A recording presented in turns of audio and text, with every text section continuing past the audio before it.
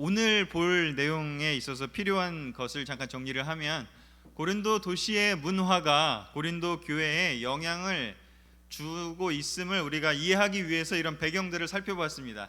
왜냐하면 그냥 진공 상태로 교회가 존재하지 않기 때문이죠. 교회는 산속에 있지 않고 또는 떨어져서 뭔가 수도원처럼 존재하는 것이 아니라 그 지역 사회, 또 그 시대 상황에, 그 당시의 국가와 또한 사회 속에 함께 존재하기 때문이죠. 그래서 고린도 교회가 너무나 놀랍게 시작을 했지만, 우리가 사도행전 18장에 본 것처럼 바울이 방문하면서 회당에서 가르치고 또 회당에서 쫓겨나면서 그 옆에서 다시 또 그 브리스길라와 아굴라의 집에서 또 바울이 이야기를 하고, 그런 과정 속에서 한 명씩 두 명씩 바울이 전한 그 복음에 반응하면서 제자가 되기로 결심을 하고, 서로 생면부지의 사람들이었지만 서로 예수님을 주님으로 모시고 형제 자매가 되겠다고 결심을 하면서 교회 공동체를 이루었습니다. 그리고 나서 한 1년 한 6개월 정도 바울이 거기서 사역을 하고 여러 가지 가르침을 주고 생활 원리라든가 또한 예수님의 그 말씀에 대해서 많이 가르쳐주고, 또 교회가 어떻게 지내야 되는지에 대해서도 가르쳐 주었습니다. 그러나 바울이 떠나고 난 후에 이제 그곳에 있는 사람들끼리 그 배운 것들을 가지고 더 발전시켜 나가면서 교회를 이렇게 운영해 나가야 되지 않았겠습니까? 살아가야 했습니다, 제자의 삶을. 그런데 항상 그렇게 살아가게 되다 보면 배운 것만 가지고 살 수 있는 게 아니라 그 생활을 하는 그 생활 터전에, 그 문화에 영향을 받게 됩니다. 그런 고린도 도시의 문화가 무엇이었을까를 우리가 지난주에 좀 여러 가지 방면으로 한번 살펴봤습니다. 그래서 그 중에서 지금 어떤 것들이 있는지 세 가지만 다시 좀 살펴보고 짚어보고 그 다음에 오늘의 본문으로 들어가려고 합니다. 가장 먼저 볼 것은 그 고린도 도시의 문화가 굉장히 성취지향적이었다, 신도시였고 또 앞으로 너무나 뻗어나갈 도시였고, 또 많은 사람들이 모여서 인생을 새롭게 살고 싶다, 새 출발하고 싶다, 그러한 사람들이 모였기 때문에 경쟁에서 이기려고 하고 성공하려고 하는 그런 성취지향적인 곳이었습니다.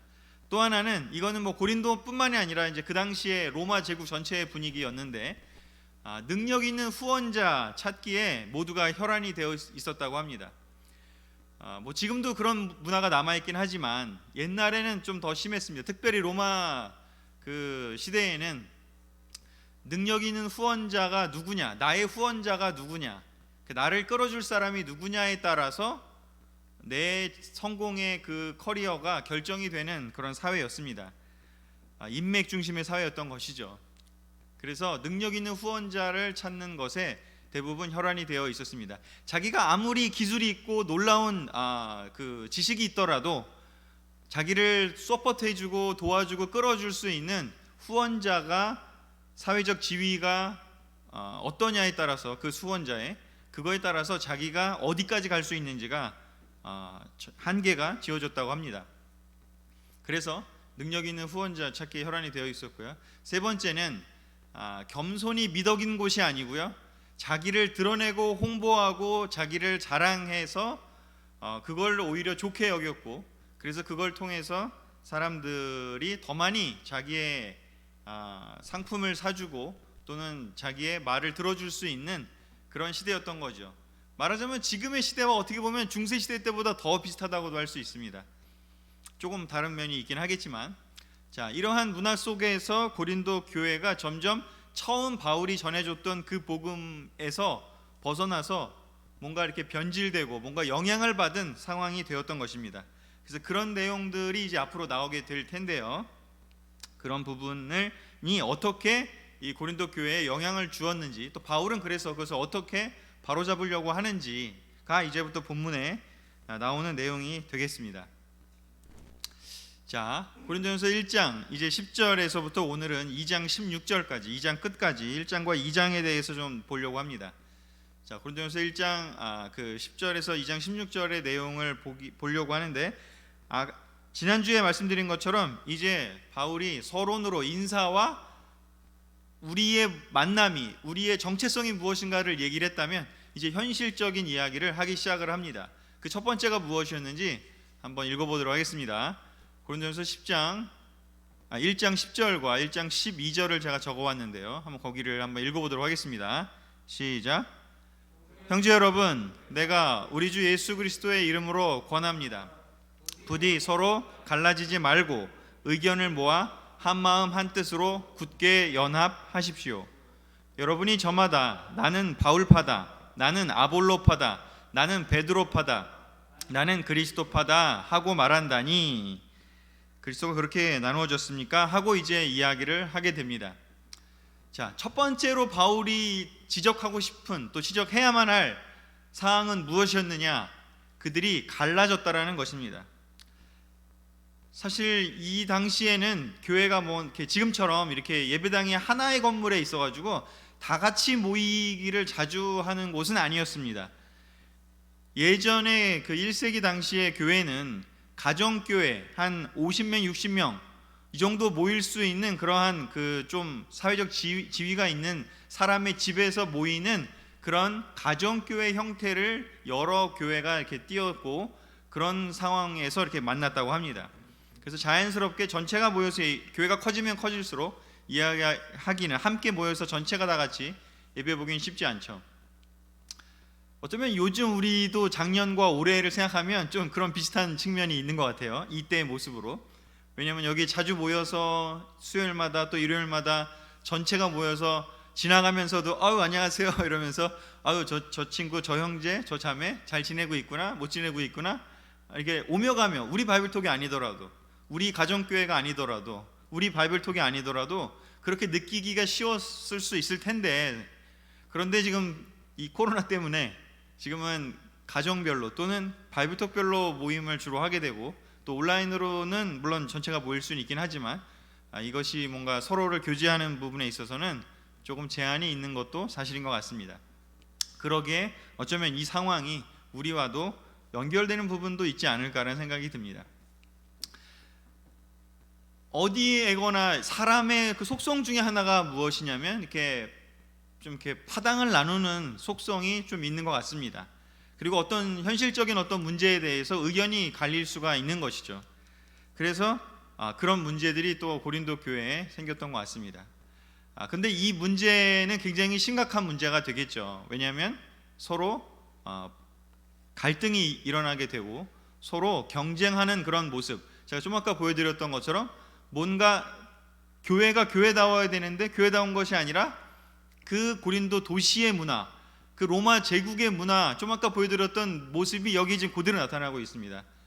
뭔가 나의 후원자는 바울이다, 나의 후원자는 아볼로다, 그러니까 그런 그 문화, 나는 누구의 후원을 받고 있다, 나는 누구의 계열이다, 이것이 중요하다라고 이야기를 드렸죠. 그 당시의 문화가 지금 보면 그걸 똑같이 하고 있는 겁니다. 나는 바울을 알고 있어, 나는 바울에게 세례받았어. 또 어떤 사람은 나는 아볼로가 고린도에 왔을 때 그 사람이랑 시간을 많이 보내고 그 사람에게 직접 하나님 말씀을 배웠어, 근데 너무 좋았어 하면서 어떤 그 자부심을 가질 수가 있는 거죠. 사실 바울과 만났고 아볼로와 만났고 또 베드로와 만났던 것, 또는 예루살렘에 가서 그리스도 예수님을 직접 멀리서나마 봤을 수도 있는 그 사람이 고린도에 왔다고 생각한다면 그런 경험들은 결코 나쁜 것은 아니죠. 그것은 굉장히 자랑스러울 수 있고 좋은 것이죠. 그런데 문제는 자기가 알고 있는 것을 다른 사람과 비교하기 시작한다면 그때부터는 문제가 생긴다는 것을 보여주고 있습니다. 다른 사람들도 그 하나님의 말씀을 전하는 그 동일한 역할이다, 이것이 깨닫지 못하고 어떻게 보면 고린도의 그 문화처럼 내가 알고 있는 것만을 자랑하고 내가 알고 있는 것만을 주장하면서 다른 사람의 것들을 이렇게 무시하게 될 때 파당이 나누어지게 됩니다. 우리도 또한 이런 부분에 있어서 조심해야 되지 않을까 싶습니다. 내가 주로 만나는 사람들과 더 연합이 될 수밖에 없습니다.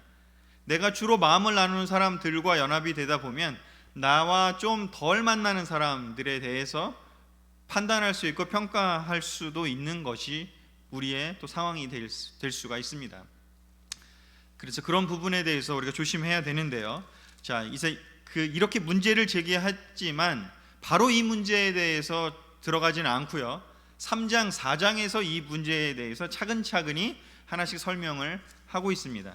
그런데 왜 이 문제를 갑자기 제기했을까? 이것이야말로 굉장히 가장 드러난 심각한 부분이었기 때문이죠. 왜냐하면 교회가 갈라지게 되면 결국에는 그 교회는 본이 될 수가 없고, 또 예수님이 요한복음 17장에서 이야기하신 것처럼 하나가 된 그 모습이 예수님이 바로 원하던 모습이었는데, 그렇게 되지 않는다면 그것은 벌써 위험의 큰 징조이기 때문인 것이죠.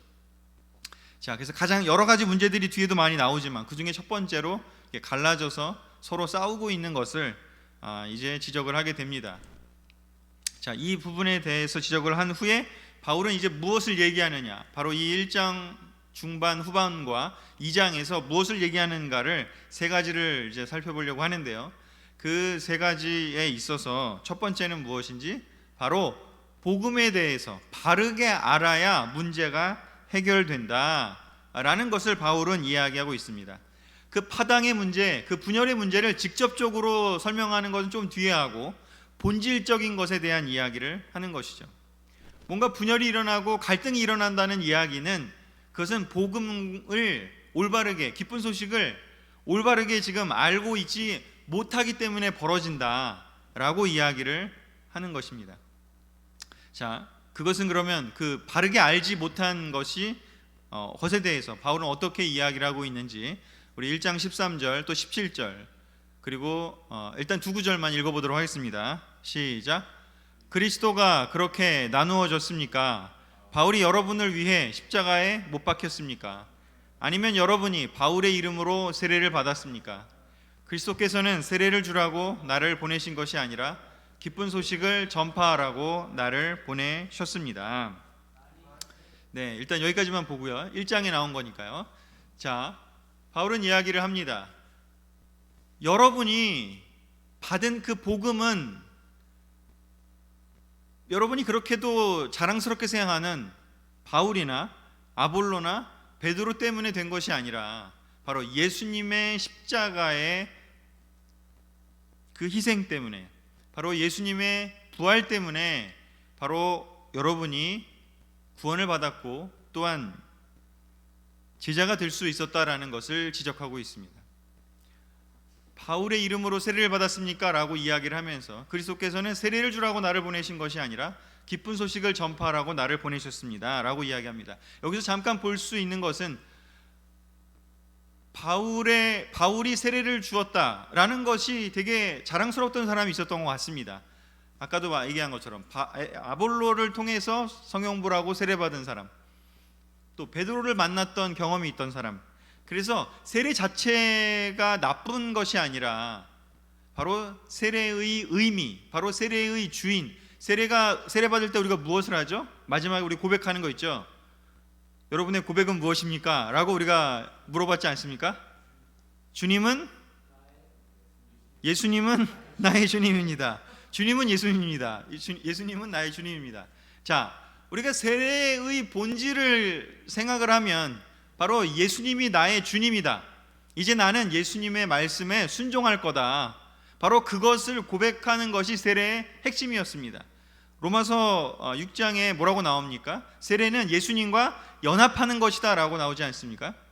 그래서 우리가 세례를 받은 것은 그 안에 있는 본질적인 의미, 즉 예수님과 연합하고 예수님과 하나가 되겠다, 예수님을 닮겠다라고 결정하는 것, 예수님께 순종하겠다라고 하는 결정, 그것이 핵심이었는데, 그것이 기쁜 소식이었는데, 이제 사람들은 기쁜 소식인 그 본질을 깨닫기보다는 내가 그냥 세례 받았어, 그러니까 나는 구원 받은 거고, 나는 세례 받았으니까 나는 놀라운 사람, 변화가 됐어 라고 생각하면서 뭔가 그 세례 자체에 이제 포커스를 하기 시작했습니다. 그래서 제가 이 뒤에 15장 29절을 적어온 이유는 그 부분을 조금 보여줄 수 있기 때문입니다. 15장 29절에 이렇게 바울이 기록하고 있습니다. 만일 죽은 사람들을 위해 세례받는 사람들이 무엇을 하겠습니까? 이런 말이 나옵니다. 15장의 원래 내용은 이제 부활에 관련된 내용인데, 근데 그 내용을 설명하는 과정 속에 고린도 교회에 어떤 모습이 있었음을 드러내주는 이야기를 합니다. 그게 뭐냐면 죽은 사람들을 위해서 세례받는 사람들이 고린도 교회에 존재했다는 겁니다. 죽은 사람들, 어떻게 죽었을까라고 학자들이 추정한 바에 의하면 예수님을 따르기는 했는데 세례를 못 받고 죽은 사람, 또는 불신앙, 그러니까 제자가 되기로 결심도 하지 않았지만 나의 친척이나 아니면 내가 사랑하는 사람들이 죽었는데 그들을 너무 구원하고 싶고 혹시라도 지옥 갔을까 봐 하는 그 불안감, 두려움 때문에 대신 세례받는 거죠. 대신 살아있는 사람이. 그래서 이게 나중에 이제 그 중세 시대 때는 이게 면죄부까지도 가죠. 죽어 있는 사람들을 위해서 살아있는 사람이 대신 그 면벌부라는 그 카톨릭 교회에서 제시한 거를 사면 용서를 받는다, 이런 개념까지 가게 되는 게 바로 이건데, 자, 여기서 잘 보면 세례라는 것이 의미하는 것, 즉 기쁜 소식의 본질이 아까 뭐라고 했는지, 예수님은 나의 주님입니다라고 내가 고백하고 내가 예수님에 대한 믿음을 갖는 것, 예수님과 연합하는 것, 즉 내가 나의 생각과 나의 믿음으로 결정하는 것이 바로 본질인데, 그런데 여기서는 사람들이 어떤 생각을 했죠? 그냥 세례만 받으면 세례 자체가 엄청나게 무슨 큰 능력이 있는 것처럼 생각을 하게 되었다는 겁니다. 그러니까 세례를 안 받고 그 제자가 되지도 않았던 사람들을 위해서 대신 내가 세례를 받으면 그 사람이 구원받을 거라는 생각까지 간 거죠. 그 사람의 결정과 마음과 이런 거는 아무 상관없이 내가 그냥 세례만 받으면 그런 것이 해결될 거다, 즉 세례 자체에 지나친 의미를 부여한 거죠. 즉 본질과 형식이 지금 차이가 난 겁니다. 지금 저기 제 모습이 나오는 오른쪽 하단부에 제가 파란색으로 쳐놓은 것이 바로 뭐냐면 겉모습에만 포커스라고 지금 제가 해놨는데, 바로 그것처럼요. 복음의 기쁜 소식이 그 본질을 정확하게 깨닫지 못하면, 본질을 정확하게 알지 못하면 어떤 일이 항상 벌어지냐면 본질에 포커스하는 게 아니라 그냥 드러난 거에만 형식을 포커스하게 됩니다. 제가 좀 이렇게 틴들이나 좀 이렇게 어린 친구들한테 가끔 이런 질문을 받습니다. 뭔가를 많이 설명을 해줬어요. 그래서 근데 다 끝나고 나면 꼭 하는 말이 있어요. 그래서 이거 해도 돼요? 그래서 이거 하지 말라는 거예요? 그러면 이제 제가 그동안 내가 설명한 거는 뭐냐, 이런 생각이 들 수 있지 않겠습니까? 바로 이런 상황인 거죠. 고린도 교회 사람들의 상태가 지금 이렇게 되는 거예요. 본질에 포커스를 해야 되는데 본질이 아니라 그냥 해도 되냐 말아야 되냐, 세례를 왜 받아야 되는지, 세례를 받는 의미가 무엇인지, 교회가 무엇인지 분명히 바울은 그런 거 가르쳤는데, 지금 이 사람들의 상태는 난 세례 받았지, 오케이 됐어, 그러면 그냥 거기에 멈춰 있는 겁니다. 행동에 대해서 해도 되냐 안 돼야 되냐, 이거에 대한 질문이 사실은 여기서 등장한다는 거죠. 그래서 중요한 건 무엇이냐, 기쁜 소식을 바르게 알아야 문제가 해결된다. 본질에 들어가야 문제가 해결되지, 그냥 그 겉에 있는 거를 아무리 얘기를 해봐야 그건 의미가 없다라는 것을 바울은 알았기 때문에 파당의 문제, 분열의 문제를 제기는 했지만, 이게 지금 너네 모습이다 얘기는 했지만, 그걸 직접적으로 그래서 어떻게 되는지를 얘기하기 전에 본질에 대한 이야기를 지금 하고 있는 겁니다. 물론 그 문제를 다룰 거예요. 아까 또 이야기했지만 3장 4장에서. 하지만 그보다 더 중요한 게 무엇이냐를 지금 이야기를 하는 것이죠. 바로 복음을, 기쁜 소식이 무엇인지를 바르게 알아야 된다라는 것이죠. 그래서 그 얘기를 이제 하게 됩니다. 복음의 핵심은 무엇이냐? 십자가에 달리신 예수 그리스도이다 라고 이야기를 합니다. 자, 1장 18절과 1장 22절을 제가 적어왔는데요, 같이 읽어보겠습니다. 시작. 십자가의 진리가 멸망하는 사람들에게는 어리석은 것이지만 구원받은 우리에게는 하나님의 능력이 됩니다. 유대인은 기적을 보기 원하고 그리스 사람은 지혜를 찾으나 우리는 십자가에 못 박히신 그리스도를 전합니다. 이것이 유대인에게는 거치는 돌이며 이방인에게는 어리석은 것입니다. 아멘. 바울은 복음의 핵심이 바로 무엇이냐, 십자가에 달리신 예수 그리스도라고 이야기를 하고 있습니다. 왜 이 이야기를 하면서 유대인에 대한 이야기, 또 그리스인에 대한 이야기를 하느냐, 바로 그 안에는 유대인 출신의 그리스인들이 또 그 안에 많이 있었고요. 고린도 교회에 또 그리스 출신의 사람들이 또 대부분이었죠. 그냥 이방인, 순수한 이방인일 수 있고요. 지금 여러 사람들이 섞여 있습니다. 그런데 바로 십자가의 진리와 이 유대인들이 찾는 것, 유대교에서 찾았던 것, 기독교와 다르게 유대인들이 찾았던 것, 또 그리스 사람들, 그 당시에 그 지역에 살았던 사람들이 찾는 그것이 어떻게 차이가 되는지를 바울은 설명하고 있어요. 왜냐? 그 유대인의 모습이 지금 약해진 고린도 교회에 나타나고 있기 때문이고요. 또 그 약해진 그 고린도 교회의 모습 안에 그리스 사람들의 모습이 지금 나타나고 있기 때문입니다. 세상의 영향을 받은 것이죠. 복음의 차이가 있는데요. 자, 그렇다면 유대인에게 메시아란 무엇인가? 그리스인에게 구원자란 무엇인가를 한번 생각해 봐야 됩니다. 유대인은 기적을 보기 원했대요. 유대인들은 기적을 좋아해요. 뭔가 모세가 그 출애굽 당시에도 막 기적을 일으켜서 바로 이렇게 탈출을 시키지 않았습니까? 또 엘리야가 너무나 놀라운 막 기적들을 이렇게 받아서 하늘에서 막 불이 내려와서 그 몇천 명이나 되는 바알 선지자들을 막 죽이고 하는 그 승리하는 모습들, 그리고 다윗도 기적적으로 골리앗을 때려 눕히는 그런 이야기들, 그런 것들에 봤기 때문인지 모르겠지만 그런 것들을 원했습니다. 즉 유대인에게 메시아란 무엇이냐면, 그들이 기대했던 메시아는, 그들이 바랐던 메시아는 뭐냐면 그냥 연약한 모습이 아니었습니다. 그냥 적들한테 그냥 연약하게 붙들려 가지고 그냥 고통당하고 고난당하면서 그냥 그렇게 십자가에 죽어버리는 그런 존재가 메시아가 아니었던 것이죠. 힘이 센 다윗과 같이, 능력이 많은 엘리야 같이 그저 나타나서 자기의 이스라엘을 위해서 로마를 물리쳐주고 힘으로 물리쳐주고 하면서 바로 기적적으로 이 어려운 상황을 반전시켜줄 그런 힘이 센 사람, 우리도 그런 사람 좋아하지 않습니까? 막 그 축구 같은 거나 아니면 해서 막 갑자기 막 손흥민이 막 제치고 막 해서 막 기적적으로 막 골을 넣으면 우리 영웅 너무 좋아하지 않습니까? 그리스인에게 구원자란 무엇인가요? 그리스 신화들을 여러분 대부분 보시면 아시겠지만 뭐 일리아드, 오디세이, 뭐 그런 뭐 우리 그리스 신화 이런 책들을 보면 대표적으로 제가 그냥 여기 사진에 갖고 온 거는 우리 아킬레우스예요. 트로이 전쟁의 영웅이죠. 아킬레우스야. 그리스 신화는 대부분 영웅의 이야기예요. 그리스인에게 구원자란 무엇이냐면 바로 그 영웅 같은 존재인 것이죠. 그런 사람들이 나타나서 글래디에이터의 영화에 나오는 것처럼 우리 그 고대 시대의 영화들을 보면, 로마 사회 영화를 보면 대부분 다 너무나 이렇게 능력이 많은 어떤 그 구원자의 모습을 나타내고 있습니다. 사실은 이런 모습이 지금도 이 세상 문화에 나타나 있어요. 마블의 영화를 한번 보십시오. 다 히어로 이야기들입니다. 또한 뭐 DC의 영화든 간에 우린 히어로들을 찾는 그런 영화가, 그런 것들이 우리 문화에, 전 세계의 문화, 일반적인 문화에 계속해서 흘러내려오고 있습니다. 이것이 바로 사람들의 일반적인 생각이기도 하죠.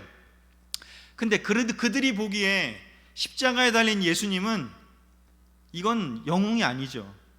그냥 힘없는, 그냥 보잘것없는 사람인 것이죠. 특별히 유대인에게 나무에 매달렸다 이런 것은 무엇인가요? 저주받은 사람을 상징하고요. 또 로마 시대의 십자가형은 바로 무엇이냐? 제국의 반역을 해서 완전히 사람들에게 아주 그냥 이러면 안 된다라고 보여져야 하는 대표적인 아주 문제가 많은 사람이 바로 십자가에 달린 사람들입니다. 그래서 십자가에 달린 사람을 내가 안다, 이런 거는 절대 얘기하면 안 되는, 내 성공에는 절대 도움이 안 되는 그런 것이 바로 이 당시의 문화였습니다. 그러기에 처음에는 와, 예수님이 있었고 그 예수님을 통해서 우리의 모든 죄가 용서가 되고 또 그분이 부활하셨고 하는 것에 너무나 감동을 받고 너무나 자기 자신이 죄인인 걸 깨닫고 해서 바울의 이야기를 들으면서 세례받았는데 그 첫 마음을 잃어버리고 점점 그 사회 영향을 받게 되는 것이죠. 그래서 사람들이 얘기할 거 아니겠습니까? 얘가 가서 이렇게 뭐 대화를 나누고 얘기할 때 그때 예수님에 대해서 이야기를 하면, 뭐야? 야, 그게 무슨 십자가에서 죽은 게 무슨 영웅이야? 그게 무슨 거기 매력이 있어? 야, 이제 거기 가서 성공하겠어? 하는 그런 이야기들이 아마 많이 들리지 않았겠습니까? 요즘 우리도 충분히 그런 비슷한 이야기들을 들을 수 있지 않습니까?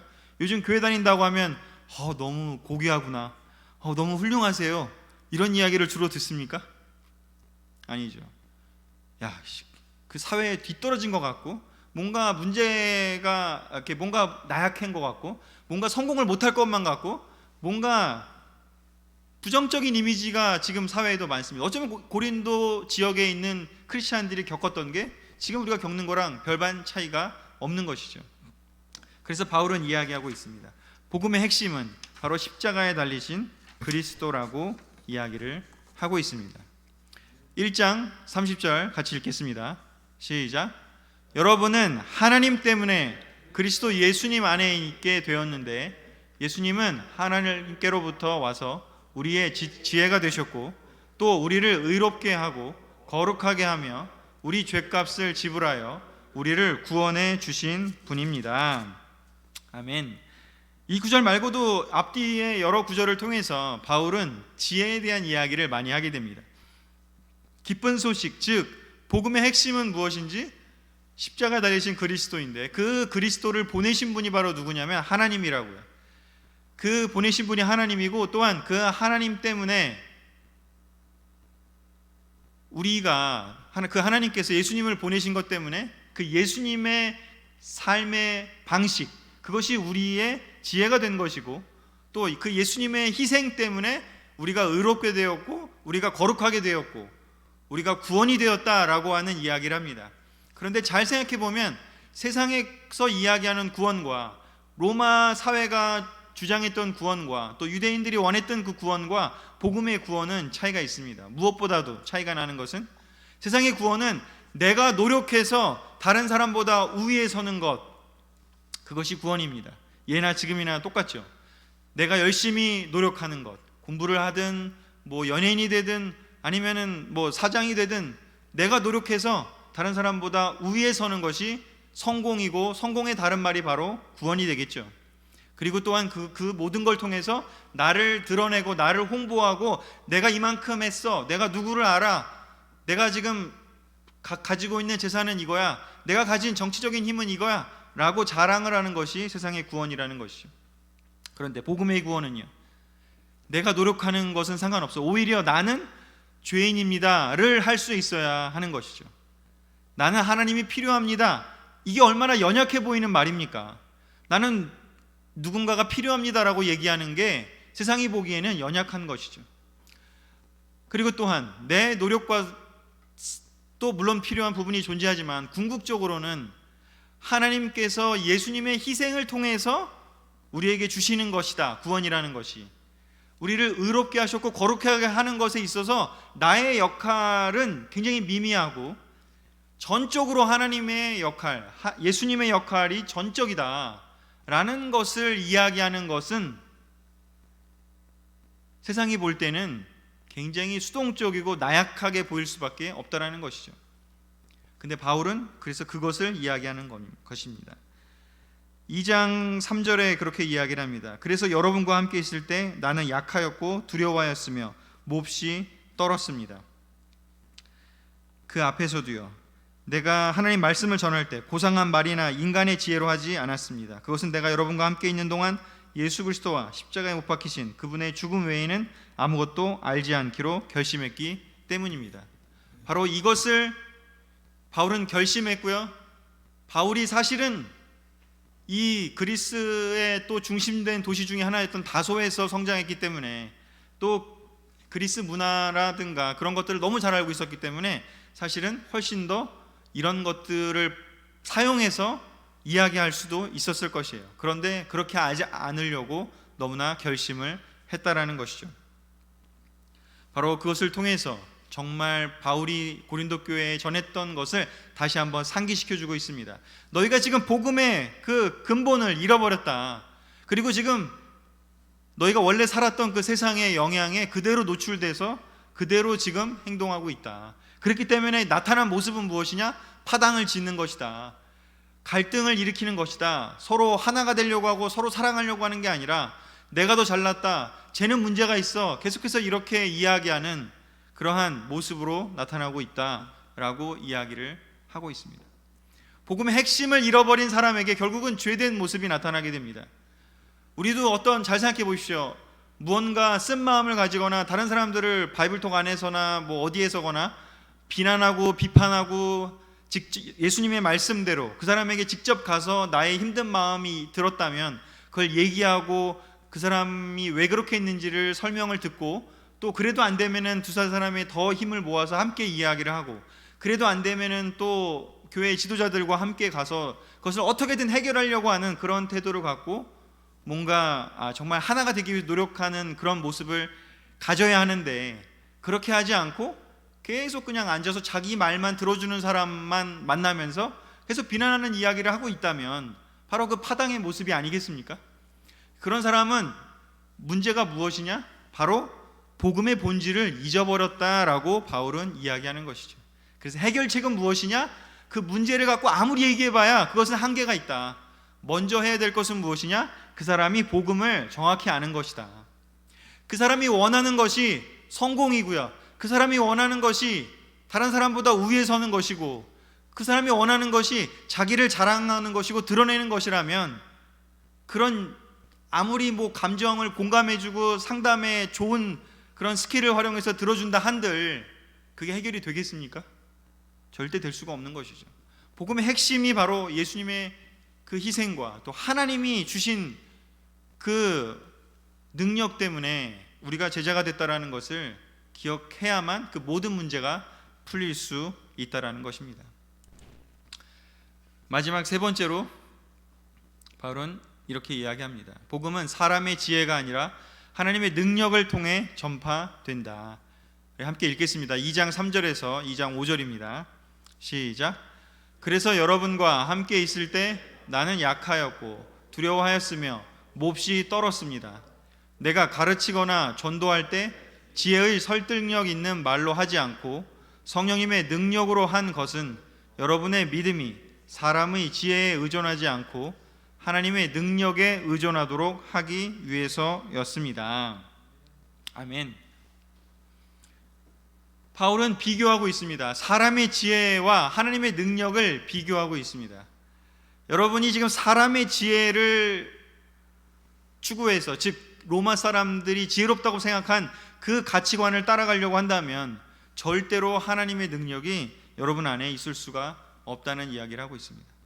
하나님의 능력은 어떻게 전파가 되는지 오직 성령님의 능력으로 가능하다라고 이야기를 합니다.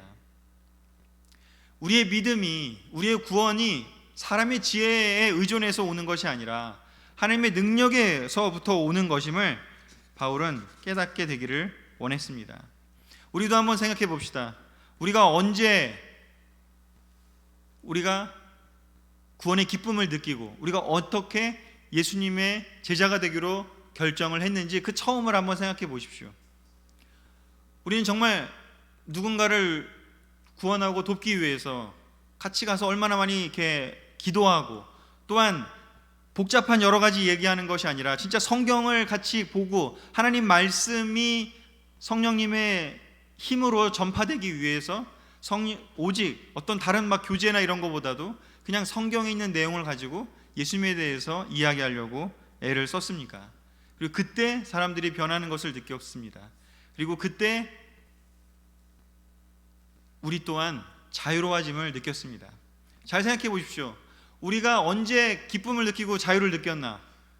제가 어제도 아내랑 같이 저녁에 기도하고 산책하면서 같이 이야기를 나눈 것, 언제 가장 행복했었는지, 자기가 지은 죄를 너무나 끌어안고 힘들었던 그 시절에 성경 공부해주는 그 자매들이 자기의 죄를 먼저 오픈해주고 자기의 그 나약한 모습을 먼저 드러내주고 하나님이 그것을 사해준 것에 대해서, 그리고 그 사해주기 위해서 예수님이 어떤 희생을 치렀는지를 나눠줬을 때 십몇 년 동안 같이 함께 있던 곳에서는 이야기할 수 없었던 것을 그 사람 앞에서는 이제 내 마음속에 있는 그 응어리졌고 누구에게도 이야기하지 못했던 그 죄된 것들을 드러낼 수 있었다라고 이야기를 했습니다. 그리고 그것을 이야기했을 때 너무나 자유로웠고 너무나 기뻤고, 이제 성령님이 정말 무슨 음성을 이야기하시는지를 들을 수 있는 준비가 되었다라는 경험을 했던 것을 나누었습니다. 저 또한 생각해 봅니다. 처음 만났을 때요.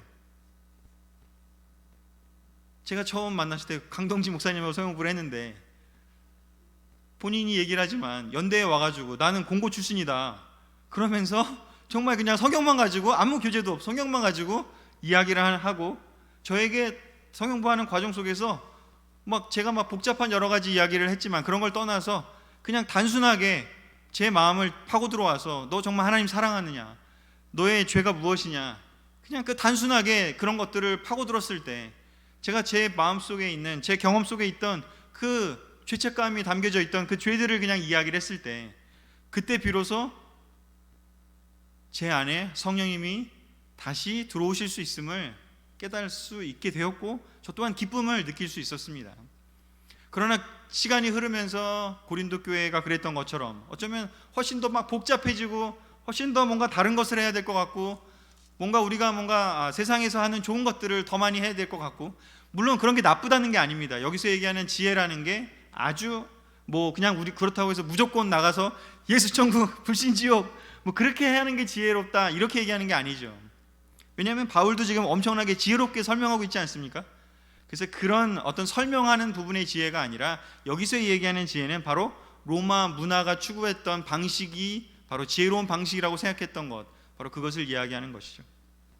여러분은 요즘 서로 이야기를 나눌 때 죄를 물어보십니까? 마음에 지난주에 최근에 고백하지 않은 죄가 있었냐라고 물어보십니까? 성령님이 역사하시기 위해서는 반드시 이사야서 59장에 이야기한 것처럼 죄가 있는 곳에 하나님의 빛이 역사할 수 없다라고 이야기를 합니다. 고린도전서 2장 14절과 15절 마지막 구절입니다. 같이 읽어보도록 하겠습니다. 시작. 거듭나지 못한 자연인은 하나님의 성령이 주시는 것을 받아들이지 않습니다. 그런 것은 영적으로만 이해할 수 있는 것이기 때문에 그들에게는 어리석게 보일 뿐만 아니라 그들은 그것을 깨달을 수도 없습니다. 영적인 사람은 모든 것을 제대로 평가하지만 세상 사람은 그를 제대로 평가하지 못합니다. 거듭나지 못한 자연인은 하나님이 성령이 주시는 것을 받아들일 수가 없다라고 이야기를 합니다. 자, 즉 거듭난 그리스도인은 바로 어떤 사람입니까? 죄로부터 해방된 사람이고요, 예수님의 그 십자가에다가 죄를 온전히 드리고 온전히 가져가실 수 있도록 내어드리고 겸손하게 자기 자신을 빛으로 드러내는 사람이었던 것이죠. 최근에도 제가 성경공부하는 친구들하고도 이야기를 할 때 엄청나게 뭐가 복잡하고 자기 연민에 빠진 이야기도 하고 여러 가지 걱정스러운 것, 그래서 그런 것들을 달래주기 위해서 엄청나게 많은 이야기를 했지만 만날 때마다 똑같은 이야기를 하는 거 보면서 도대체 어떻게 해결해야 되지라는 생각이 들 때 한 형제가 과감하게 이야기를 했습니다. 그리고 저도 또한 그 질문에 한 형제의 그 용기에 힘을 내서 그 친구에게 물어봤습니다. 너 최근에 포르노나 야동 보고 자유행한 적 있냐? 또 최근에 거짓말해서 사람들 속이고 그런 걸 아직 인정하고 얘기하지 않은 적이 있냐? 그런 거를 물어봤을 때 갑자기 뜨끔해하면서 그런 이야기를 하기 시작했습니다. 그러면서 눈물을 흘리기 시작을 했고 사실은 그 순간부터 변화가 일어나기 시작했습니다. 복잡하게 우리가 세상 살아가는 요즘에 우리가 나누는 이야기들 가운데 그냥 삶의 힘든 이야기들을 많이 할 수 있습니다.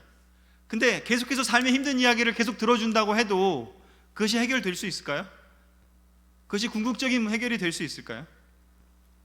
우리의 진정한 기쁨, 그리고 복음의 진정한 평안과 복음의 진정한 능력을 우리가 체험할 수 있으려면 우리는 우리 마음속에 있는 그 영적으로만 이해할 수 있는 기쁨이기 때문에 하나님의 성령이 내 안에 들어와서 움직여서야만 이해할 수 있는 진리라고 이야기하기 때문에 우리 마음을 깨끗하게 하고 하나님께서 우리 안에 역사하실 수 있도록 먼저 빛으로 드러내야 됩니다. 우리 삶을. 그리고 기도하고 그리고 하나님을 의지하고 하는 그러한 영적인 노력들, 인간적인 지혜가 아니라 성령님의 능력으로 하나님의 능력에 의존할 수 있도록 우리가 그 변화를 바울이 지금 다시 깨우쳐주고 있는 것이죠. 바로 이런 것들에서 멀어지고요. 이제 더 이상 죄 고백은 없고 더 이상 자기가 죄인이라는 걸 인정하지는 않고 더 이상 성령님이 역사하실 수 없는 그런 고린도 교회에 남아있는 것들은요, 갈등과 서로 분열과 그리고 뒤에 나올 수많은 문제들밖에 없게 되는 것이죠.